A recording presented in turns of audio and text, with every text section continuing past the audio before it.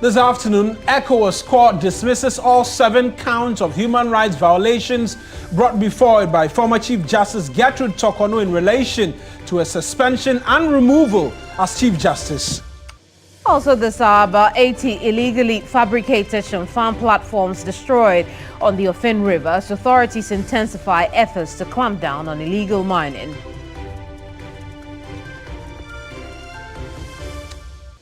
A lot later, we'll talk football and find out how a solid defense backline neutralized key English threats in Ghana's second World Cup game with England last night.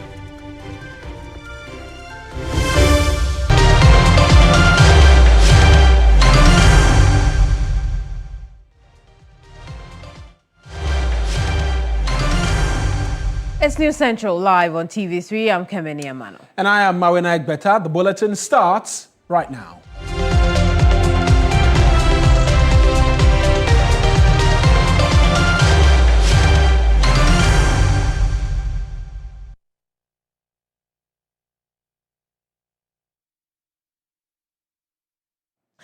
Now, the ECOWAS Community Court has dismissed the case of former Chief Justice Gertrude Torkornoo challenging her removal from office. The former CJ's case was that her suspension and subsequent removal was arbitrary, unfair, and a violation of her human rights, noting among others that it subjected her to public ridicule. But the ECOWAS Court in its ruling outlined all her reliefs and dismissed them, citing that there was no evidence of bias or motivation of ill will by the committee that heard her petition or the decision of the president to remove her from office. Delivering its ruling, the court held that Ghana did not violate Justice Torkornoo's rights to a fair hearing and consequently dismissed all reliefs she sought, including her request for reinstatement and compensation of some $10 million for alleged moral and reputational damage. The court considers that the respondent fulfilled its obligation by affording the applicant an opportunity to submit written responses to the petition, not only before the presidential determination of whether a prima facie case existed, but before her right to be heard crystallized at the hearing of the committee. Accordingly, the court finds that the respondent did not violate the applicant's right to be heard under Article 7 of the African Charter. Regarding the issue whether the failure of the president to provide a reasoned decision in the support of the prima facie determination violates the applicant's right to fair hearing, the court reiterates its earlier observations that prima facie determination is a filtering mechanism rather than a judicial or partial determination of rights of an individual, to which guarantees of Article 7 of the African Charter, including the right to reasoned decision, apply. The allegation in that regard is therefore dismissed. The court notes that matters relating to the procedure of national courts or tribunal, quasi-judicial bodies, as well as the competence or compatibility of witnesses, compellability of witnesses to testify, are issues that are primarily regulated by national laws of member states. Even that issues related to whether the petitioner ought to have testified and which rules of procedure should have been applied by the committee are matters of Ghanaian law, over which the court has neither original nor appellate jurisdiction. The court considers that they fall outside its mandate and they are accordingly dismissed. In view of the foregoing, the court concludes that the applicant was not denied the right to fair hearing under Article 7 of the African Charter in the President's determination of prima facie case, and also that the committee, and also before the committee appointed to determine the petition against her. The issue for determination, the first issue for determination is thereby dismissed. The second issue for determination is whether, contrary to Article 7 of the African Charter, the committee set up to determine the petition against the committee was not competent and impartial tribunal. On this issue, the applicant submits that the composition of the committee inquiry was defective. Regarding applicant's claim that a consequential removal from office as Chief Justice of the Supreme Court is unlawful and violates her right to work, particularly that the petition was not for the removal as Justice of the Supreme Court, the court is persuaded by the respondent's submission, which were well supported by relevant provisions of Ghanaian law, that the applicant's membership of further superior court, flows ex officio from her office as chief.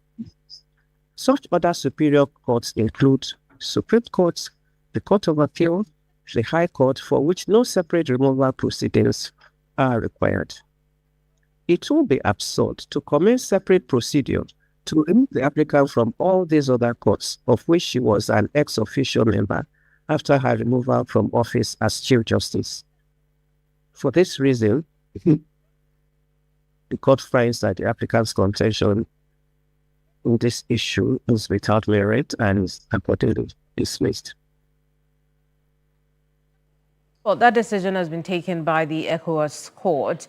Moena, you're going to take us through, the process as it has started as it started, and then where we went through and where we are today. What are you telling us? Right. So we know that for a start, when the removal process started, the Chief Justice began a number of applications. Not just her, there were other private individuals who took applications to the Supreme Court here in Ghana, of which same were dismissed. Subsequently, she resorted to the ECOWAS Community Court. And she tabled a number of reliefs there because at that time, the Article 146 committee had begun its work. The president had suspended her pending the outcome of the work to be conducted by that Article 146 committee. And so we're going to start off first with a number of the reliefs. What a lot of people remember is the demand for some $10 million in reparations or compensations. But there were a bit more she was seeking to have the ECOWAS court rule for her, which would have eventually meant that she could return to either her position or, as we were hearing one of the panel justices make mention, at least continue to be a member of a Supreme Court bench or the bench of the Court of Appeal. And so here are the reliefs she was praying that the ECOWAS Community Court will grant her. One, that her suspension and removal from office were arbitrary and in violation of her rights to a fair hearing and due process per Article 7 of the African Charter on Human Rights. That was the basis upon which she went before the ECOWAS court. Not matters in relation to the 1992 Constitution, because matters of human rights are universal. And so Africa as a continent has its own charter upon which they seek to protect the rights of all of the African citizens.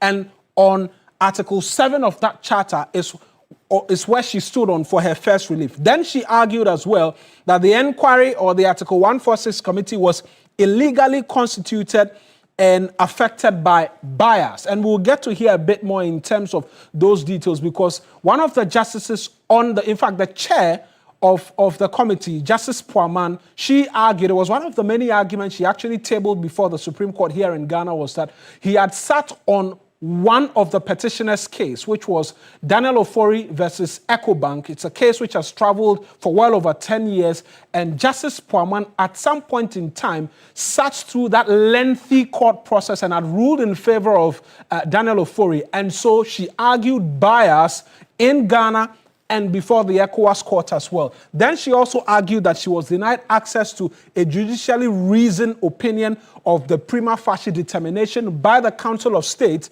before the Article 146 committee could begin its work, which she argued was a violation of her rights to information as well. She argued that the process violated her right to dignity and protection from arbitrary treatment. Remember her request that the searches which were conducted before she made her way to appear before the committee was in violation of her dignity, amongst many other things. That was an argument she put before the ECOWAS committee as well, that the removal in its entirety violated her rights to work, that the conduct of the respondent, which is the government of Ghana, breached the principles of lis pendens because she filed an initial application before the processes started, and it was in her view that while she had a pending application before the ECOWAS court, it should have been a stay of some sort on the government of Ghana and the membership of the Article 146 committee to have not proceeded with the hearing and arriving at the conclusion to have removed her from office. That was also one of the many things she put before the court. And what has stuck out for a lot of people is the demand for that $10 million in reparations and reputational damage, amongst many other things. Now, let's move to what the court said, breaking it down in different structures or stratos, starting to the right of fair hearing, right?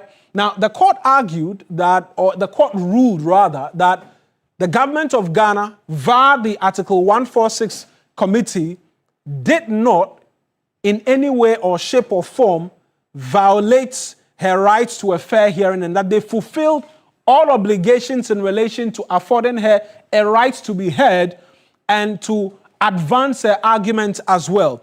Also, that the government of Ghana did not violate the applicant, and the applicant in this case is the former Chief Justice Gertrude Tokonu, her right to be heard under Article 7 of the African Charter, which was the basis upon which she was before the committee. Also, they made an instructive note that the prima facie determination by the Council of State was a filtering mechanism, really. It was not subject to granting persons a right to be heard. The prima facie determination was only to sift through and find out if there was a case for her to answer. Hence, she should have known that she wouldn't be given a right of hearing during the determination of the prima facie matter. Now, as to competence and impartiality of the Article 146 committee, which was one of the many things I was raising earlier, that she argued Justice Poaman bias on his part, and that some of the members of the committee were not lawyers and could not appreciate and understand the matters which were coming before them. That ground, according to the ECOWAS court, was without merit because they argued that there was no jurisdiction for them because only courts in Ghana have jurisdiction over procedural matters of quasi-judicial bodies, of which that Article 146 committee was a part of. And so they declined to review the merit of the committee's finding due to a lack of jurisdiction. Also, on her unlawful suspension and removal from office, this was the reasoning of the ECOWAS court. They said that her suspension from office by the president did not violate her right to work. At all times, the president acted within legal bounds, and so there was no violation of her rights to work. And that the applicant was not unfairly and arbitrarily removed from office as Chief Justice of the Republic of Ghana. Now, there was a case she put before the committee that there were 3 petitions before the Article 146 committee, and they chose to focus on just one, the one by Daniel Ofori, and she argued against that as to fairness in the process. Well, the ECOWAS court says the decision to focus on that single petition was not irregular, and amongst many other things, was within the purview of the committee in ensuring efficiency in the work that they did. Now, on her rights to dignity, because she had argued that the searches were not regular, her family, amongst many other things, were not allowed into the committee hearing, and that all of the activities of the committee brought her to public ridicule. Those arguments were rejected by the ECOWAS court because they said that the bodily search was within law and it was a part of procedure, and there were no excesses in the bodily search and all other matters which she brought under the argument of dignity. And they held that the bodily search was reasonable and proportionate. And then on the right to information, amongst many other things, which is the argument she put before the ECOWAS court, that she was not given the committee's report, the court held that she couldn't adduce evidence to suggest that the Article 146 committee did not provide the report to her. In fact, they said on her part, she hadn't proven that she had requested for the findings of the committee and for which the committee failed to make provisions to her in that regard. And so on that basis, that argument as well was rejected by the ECOWAS court. And then finally, on the demand for that $10 million in terms of reparations for moral and reputational damages as well, was same rejected by the courts coming in. So those are the details as we have it from the reasoning of the court this afternoon, which leaves a lot of people asking quite a number of questions as to where next for the former CJ with respect to everything that's transpired up until now. It's a very interesting development from the ECOWAS course, because that appeared to have been her final resort, as far as this case was concerned. And she lost that as well. It will be a very interesting conversation to have with legal minds on, Absolutely. What's going to happen next? What happens to her as if a former officer of the court, and the likes. But that's a conversation we'll have subsequently. In the meantime, let's head to Parliament, and where the suspension and removal of the Chief Justice, Gertrude Torkornoo, is taking up conversation spaces there, especially from the minority side that condemned every process leading to the appointment of a new Chief Justice. The NPP MPs boycotted the vetting of Chief Justice Bafo Boni after a motion to halt the exercise did not receive favor. Christian Yal is joining us with a bit more from... Well, my understanding is we've lost Christian over that connection. But when we get him, we'll get a bit more on how Parliament is reacting to happenings as far as this ECOWAS court decision is concerned. It's News Central here on TV3. When we come back, let's take you to Parliament.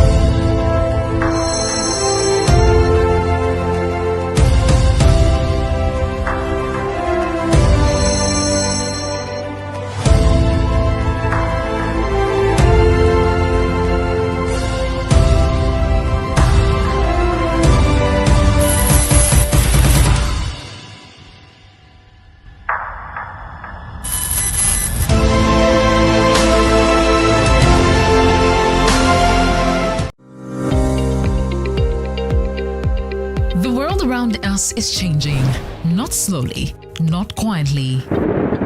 In the north, the rains that once arrived on time don't come anymore. In the middle belt, rivers and forests disappearing overnight. Along the coast, the sea is swallowing land that families have called home for generations. Rising temperatures, failed harvests, homes lost to tides. This is not a warning about tomorrow. This is the world right now.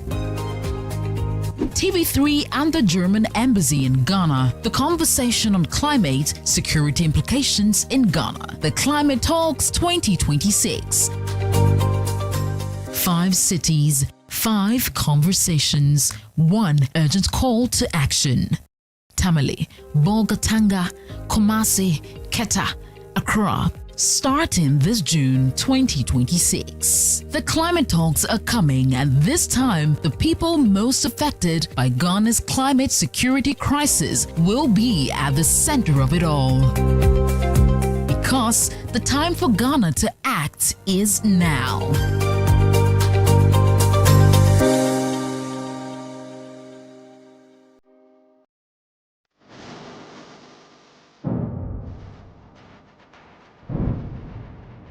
In a world full of noise, clarity matters. Stories shape us, ideas challenge us. An honest dialogue moves us forward. This is a space for depth, where voices are heard and perspectives matter. Conversations with Dr. Abinanya Kwasumini, coming soon on TV3. TV3, first in news.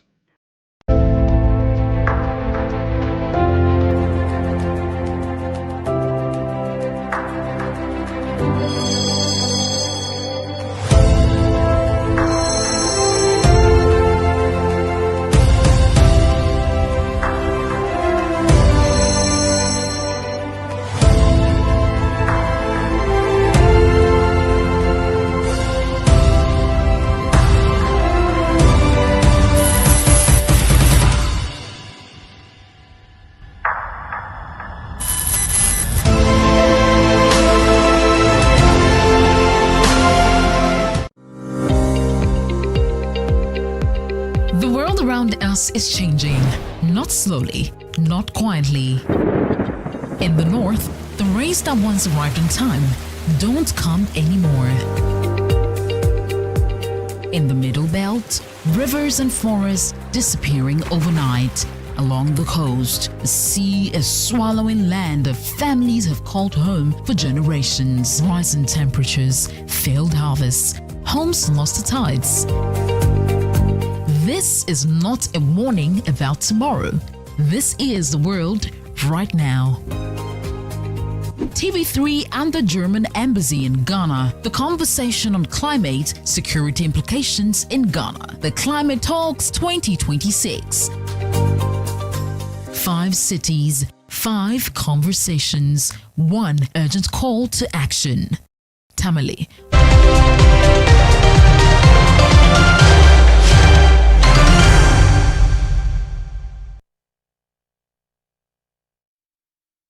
Welcome back to News Central. Now, the Narcotics Control Commission is undertaking one of its usual routines where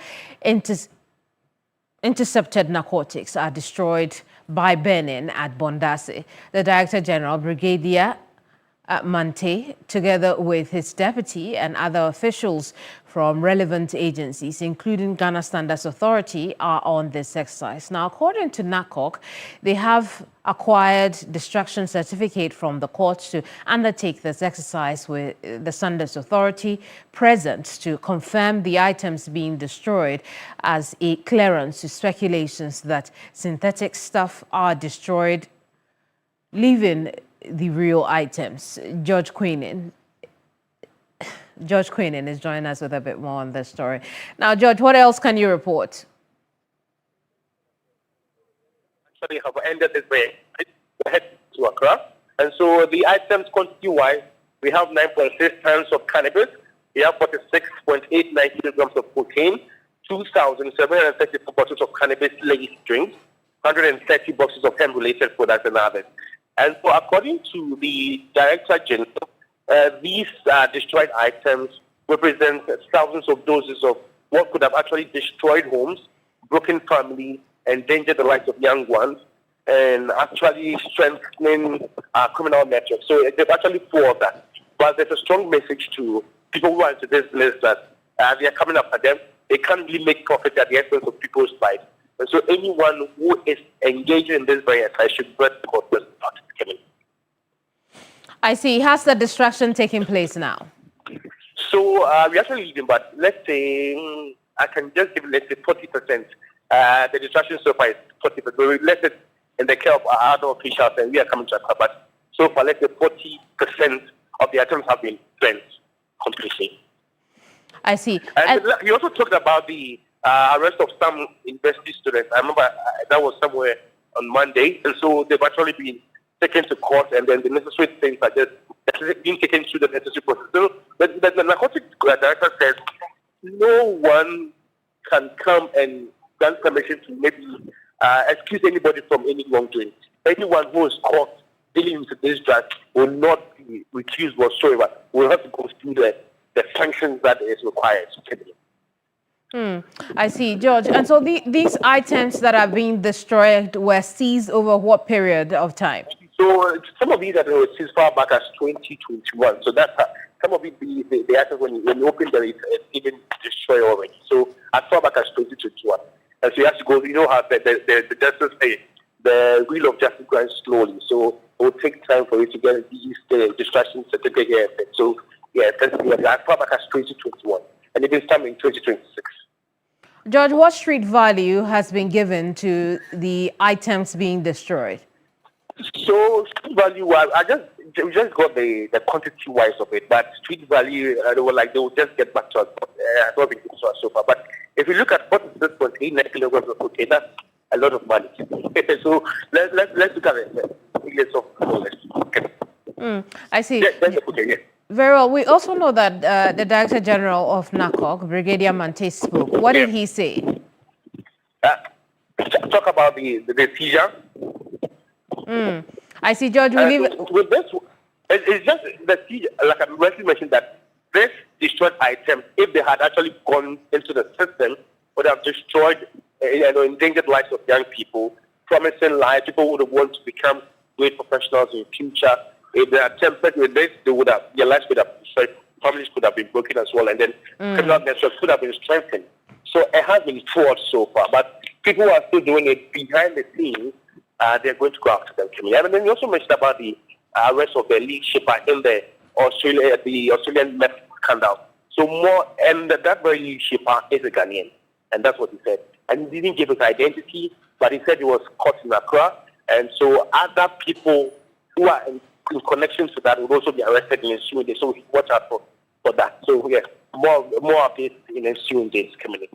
Very well. We can take a listen to Brigadier Mante. Yeah, sure.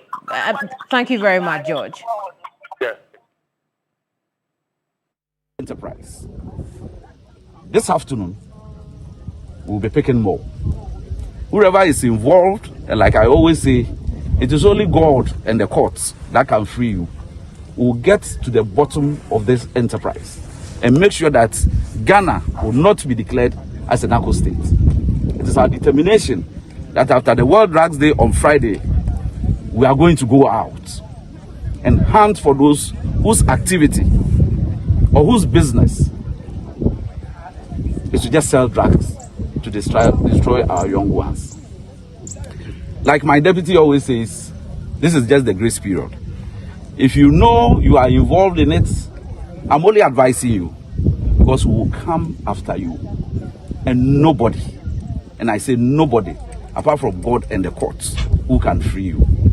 Please send a message across, and I want to encourage you, the press guys gathered here, ladies and guys gathered here, to assist us send a message across. It is just not right to sell something that you know will affect the national security of this country. It will affect our young and upcoming ones, and it will destroy their health. Please send a message across. We'll partner you to work towards that.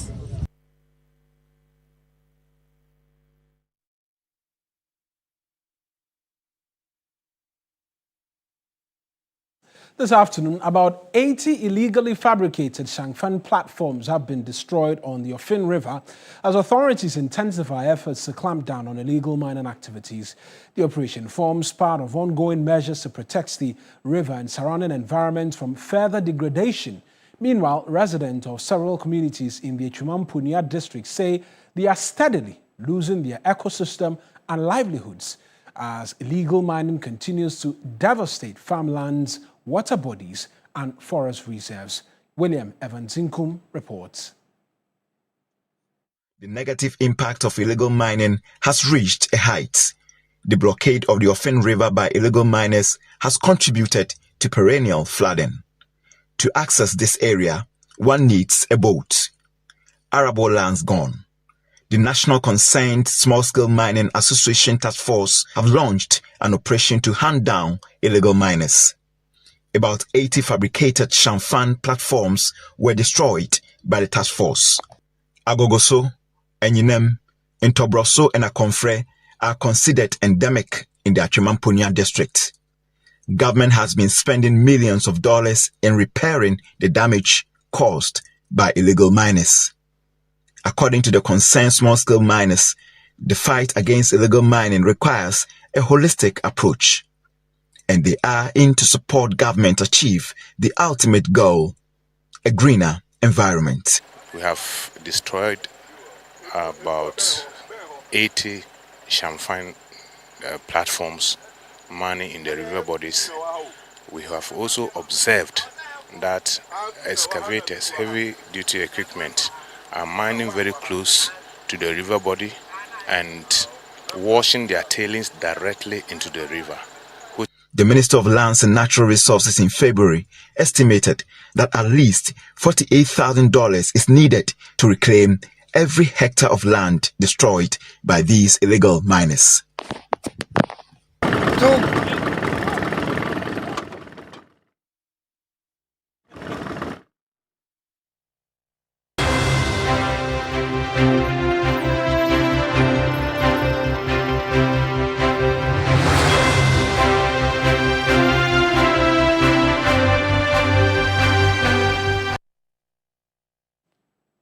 And by the numbers this afternoon, Ghana and Cote d'Ivoire are pushing or making a fresh push to reshape the global cocoa market. President John Mahama was in Abidjan, where he met Ivorian President Alassane Ouattara for a high-level summit on the future of the cocoa economy. The two leaders agreed to deepen cooperation between the world's two biggest producers, with a focus on harmonizing farm gate prices, protecting farmer income, fighting smuggling, improving market intelligence, combating cocoa disease, and processing more cocoa locally. President Mahama expressed his confidence in the measure. On paper, the two countries have power, but the current market tells a more complicated story. The numbers raise serious questions. Amongst them, can Ghana and Cote d'Ivoire really control cocoa prices? Can price harmonization reduce smuggling across the border? And will the ordinary cocoa farmer finally benefit? I want to get us into a bit more in terms of the details this afternoon for you, where we're getting onto the dashboard there and bring you details of exactly what it is that we're seeking to get into in terms of these numbers and what it all means. The potential is there. It's been a conversation of how long and when all of these can come together in relation to the two countries really dominating the cocoa space and beginning to bring a bit more value to their economies and the persons who are directly responsible for the beans. And so let's start as to the question whether or not Ghana and Cote d'Ivoire control 60% of the market. Well, what the data tells us is that's roughly around 48%, because Ivory Coast, as the numbers suggest right now, are contributing to about 35% of global output, while Ghana trails with 12.8%. The two coming together gives the entire world 48.6%. And obviously, there's Ecuador in the question, Nigeria as well, there's Cameroon, Indonesia, Brazil, and then Peru as well in terms of producing the raw beans which feeds the chocolate industry in the world. But what are we seeking to do?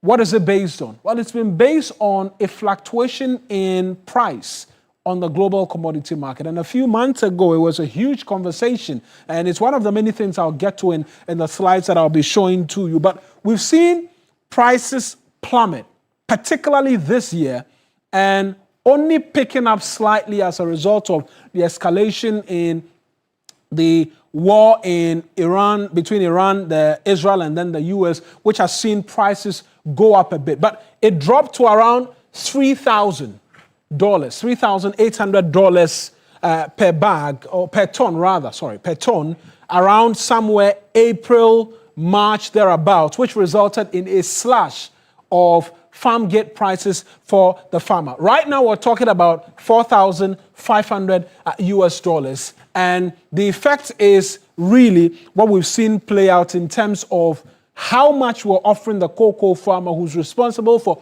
all of the beans which we sell readily to the world.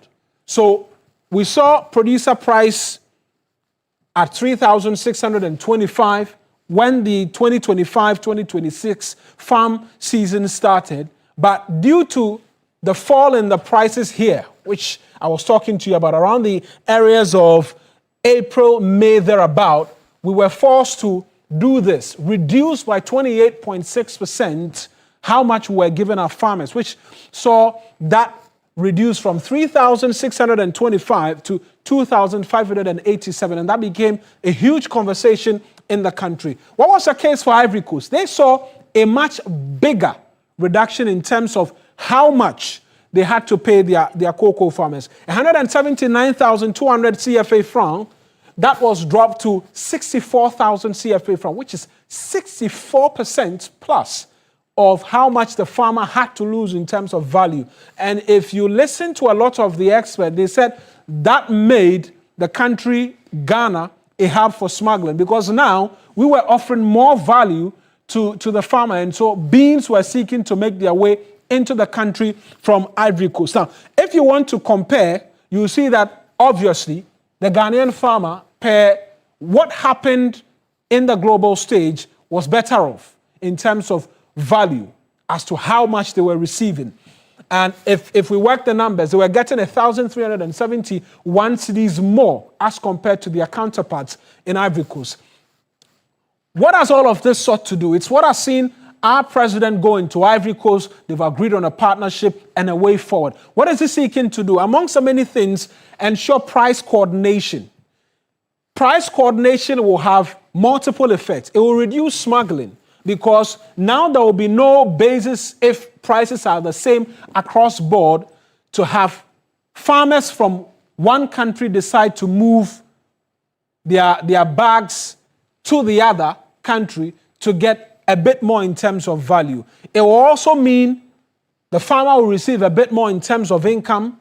There's a conversation about local processing, which was announced by the finance minister and I believe has been put before Ivory Coast, which they've also accepted, and it will give both countries a bigger bargaining power. I want us to listen to the president, John Mahama, as he spoke on these items, and then we'll return to what really can play out going forward. If you use anything to produce something that is like chocolate, is not chocolate. That's why they call it choco something, but they try to use the cho. But cho ends with chocolate, and chocolate is made from cocoa. Many people who are health conscious are beginning to look for organic and original products. And so, yes, people can do their innovations, create artificial chocolate, artificial meat, artificial orange, artificial apples. If you want to eat artificial apples, you are free to do so. But many people in the world are now conscious about eating organic. And so that's the president of the Republic, Ghana, President John Mahama speaking there. What are both countries seeking to do? Process 50% of raw beans. What this means is that there is going to be value addition for both countries before they seek to export out of their respective jurisdiction. That also automatically results in less and less of raw beans readily available on the market. And I want to show you this quick graph as to why. In the 2023-2024 crop season, there was a deficit of some 492,000 metric tons within the global space. That resulted in prices reaching higher levels than ever before seen, $8,000, at some point to around $10,000 per ton. When we saw a surplus, right, between 2024, 2025, and then 2025, 2026, prices on the world market plummeted. And so what this will mean is that should both countries achieve that 50% target, we could see the prices of raw beans as well escalate on the world market. What are the challenges both countries potentially could face? Swollen shoots, El Nino, heavy rains has been one of the many debilitating factors in terms of output for us here in Ghana, and same for Ivory Coast as well, but they are seeking to work around it to ensure that of the many things that is resolved. That will also mean that once local production is coming into stream, there will be a bit more in terms of price control because Lantis buyers from our respective localities will be absorbing 50% of the beans. The farmers will be receiving their monies on time, amongst many other things. And so this is what we know per the latest agreement, and only time really can tell us to achieving the target set by both countries in helping to bring value to both economies and to the farmers on the ground. But that's it from us by way of By the Numbers.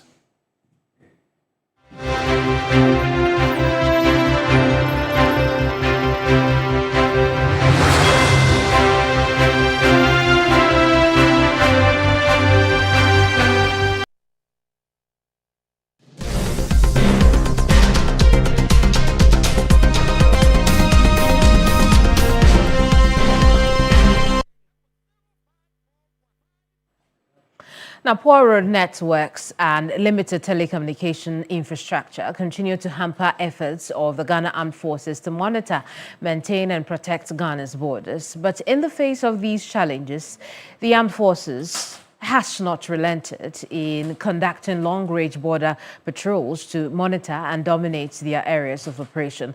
Aba East Region correspondent Castro Senyala was with the military for the Eastern Corridor border and has come through with this report.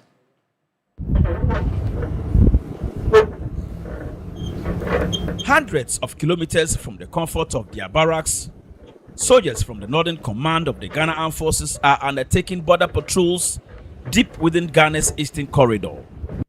Through rough terrain, isolated communities and areas with little to no communication coverage, these soldiers remain on constant watch, protecting the country's borders. On this trip, the military patrolled the general areas of Tatale, Zabzugu, Yendi, Saboba and Chirepone, engaging with other state border security agencies and members of communities along the border with Togo. We go around to continue to educate our civil population. Now when you see something, you say something, and you do something. Report to the police, report to the security that this group of men, they have become the threats. I'm not too sure comfortable. If you are not comfortable, get hold of them, carry them to the police station. These routine long-range border patrols are intended to help the Ghana Armed Forces dominate their areas of operation, monitor activities within border communities, and obtain credible intelligence on possible cross-border movements of suspected terrorists. Colonel John Quaten is the operations officer of the Northern Command. It's routine patrols to dominate our AO and also to observe activities of the local and obtain information from them. During this season, mobility becomes very difficult for regular forces movement, but that is a very good season too for the movement of irregular forces. So if you want to stay in the barracks just because it is raining, then the irregular forces will take advantage to harass the communities. The fight against terrorist infiltration is a collective responsibility that requires the support of all state security agencies. At every stop, the General Officer Commanding of the Ghana Armed Forces Northern Command, Brigadier General Walanyo Agwebo, urged border security agencies to share credible information on suspicious cross-border movements for swift and appropriate action. Those are things that we need to know. Quickly let us know so that we see what we can do about them. Like my deputy has just said, no information is useless. Just tell us, and then we'll look at it, we'll process it. If there's any intelligence out of it, fine. If there's nothing, you have not lost anything, you have not lost anything. We need to work together, not as customs and as military, but as security service personnel who want the safety of the country. Although the communities of Tatale, Saboba and Chirepone have not experienced terrorist incursions, they, like many other border communities, continue to live in fear due to the heightened terrorist activities in neighboring Togo. Residents welcomed the patrols and appealed for increased military presence. We will be very grateful if the military continue to come here on, if not monthly basis, but like they should look at how they can always come here because we are at the border side and anything can happen at any time. So we want to take this opportunity. The routine border patrols conducted by the Ghana Armed Forces form part of an operational strategy aimed at strengthening surveillance and ensuring a sustained military presence in border communities. Despite Ghana's struggles for sustainable energy supplies, the Komboni Technical Institute is advocating for the installation of solar power systems across all second-cycle institutions to reduce dependency on electricity supply from GridCo.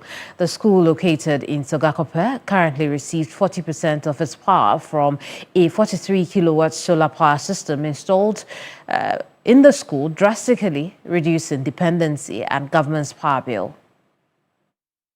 Second-cycle institutions across the country depend heavily on the Electricity Company of Ghana for power supply and the fees borne by government. The Komboni Technical Institute alone spends 25,000 Ghana cedis on electricity bill monthly. But that has drastically gone down following the installation of a 43 kilowatt solar power system in the school. This system is providing about 40% of our energy need and is augmenting our power bill. On average, we are saving 8,000 to 10,000 a month from the system we have now. The government used to pay, sometimes they give us the money to pay, 25,000 a month for electricity. With the solar coming in, our bill is now 15,000, 14,000. These, according to school authorities, is intended to wean off the school from dependency on ECG and government for energy supply in the future. With the country's energy sector struggling from the crippling combination of unsustainable legacy debt, heavy reliance on climate-sensitive hydropower, and severe infrastructure inefficiencies, calls are intensifying for alternative and sustainable energy sources, particularly solar power. Solar energy, it is to complement what VRA or ECG are doing. The energy demand in Ghana is growing. The population is growing. The economy is growing. So there will be more electricity be needed. And from our observation, from our analysis, it will be very difficult for VRA or ECG alone to provide and supply that energy.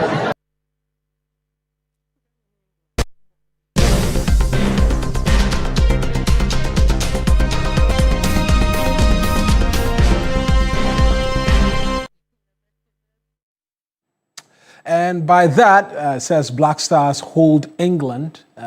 Many are asking the question why England did not hold the Black Stars. But both teams, after winning their opening game, played out a 0.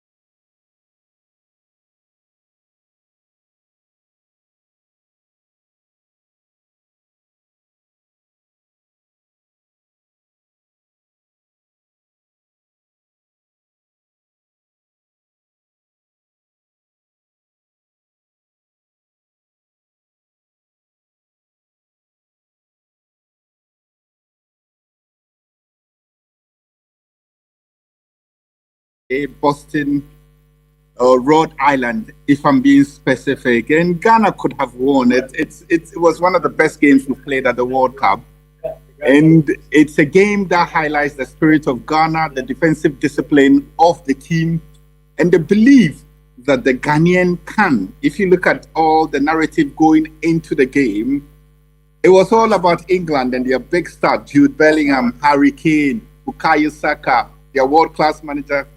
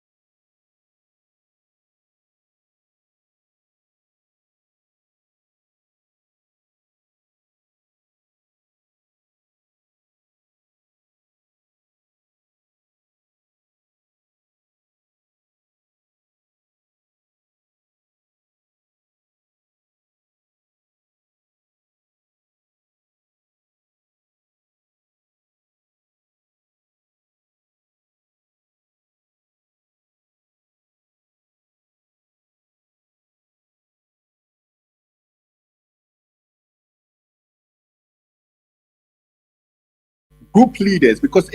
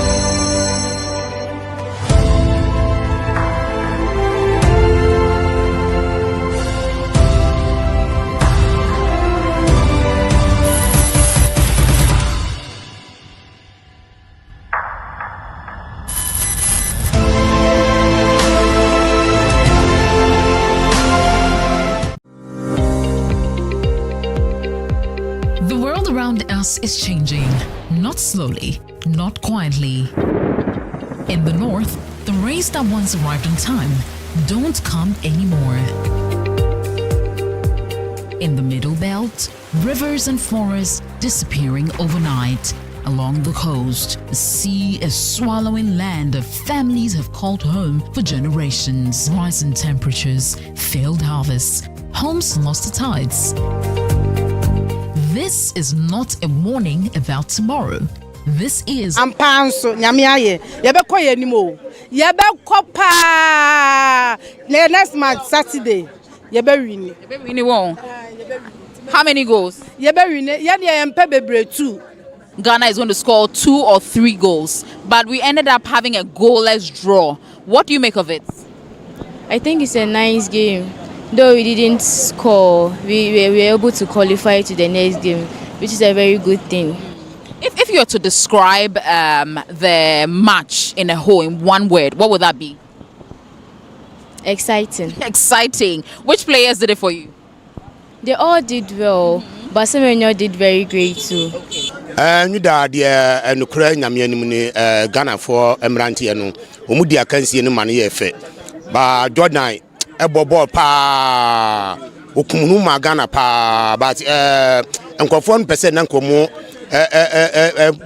breaking the kura but ni nyina e kire no nyame ye bibia Jordan ene nkofo no omo yade new daddy omo ma Ghana ye nije pa amana pa nyina nije no e wo kurum new daddy omo yade ye ti bibi se England for no omo ye strong ba but ye de akansie ni sisi so no ye hu say yes omo bobo no article form ti betumi ni omo haide abobo no sisi aye nyina ye koye nim back ti ebe sanso akoye nim enim say ye koye nim ne di ye bedi nkunim ye de cap on be ba Ghana ene de men ko we mo de omo ntumi ye no Saturday ye be wi ni omo usu 2 o de one pempo ayepe Andra keeper na ya de pa keeper no no size because colleague no nti o ya de pa o match ni more day enra de me kura me dwen ho amenti ase enro boys ni ya de pa ye ma me bi kura wa say o tonku paya e fe ni payonku ne babo ebebo obi nti enro ye ni G 37 ye fe ni agro ye ni G pa born de enya agro nti me wo gidie say Saturday de na ebebo no enye easy ye be she adane fantastic kola no nyame onhira omo ya de papa nyame onhira omo nyina meti say wo ba Bobby your friend is saying but your friend kojo pepra opon that's my boy that's my darling boy. God bless the all. God nyame hira omo nyina nyame onye omo kese no onye me ba no so nye kese pa amen. When who say we a very proud mother at this stage, one word to your son obeka training saying obeka training ding nyame onhira no. Yeah, we did very well because we maintained our position and also gained some points. But I think Saturday we have to do hard to win this game, right? So we can go far because we're expecting the team to go hard and we're also supporting them in prayers. So I think the Lord will also help us with the strength we need. Yeah. What players did it for you yesterday? Jordan Ayew did well. Okay. Yeah.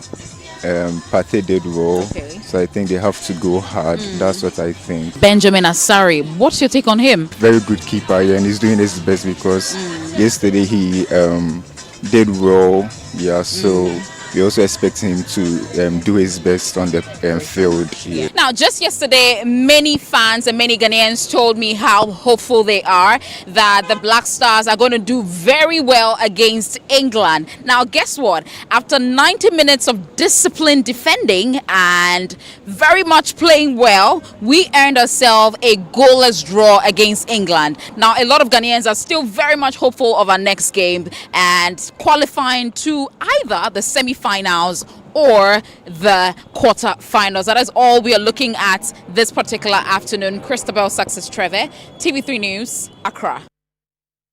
Well, Kamini, yesterday you said a draw, right? Yeah, you know, so, when the spirit speaks, we listen. So Friday I will take You take new predictions from me. But I think we owe the Black Stars an apology, right? I mean, particularly from me, because I had predicted they were going to be knocked out. Also because of the coach we had before. So they must call the previous coach. We have to blame sack him again. They must call him and sack him again because he didn't inspire a lot of confidence. Yeah, I think the new I mean, yeah, he has such a big role to play for how we responded to the Black Stars. But we are sorry. We support you. We support you now. We support you now all the way. All of us. That's our bulletin as well this afternoon. I am Maureen Better. I am Kameni Amanda. We'll see you same time tomorrow. Bye bye.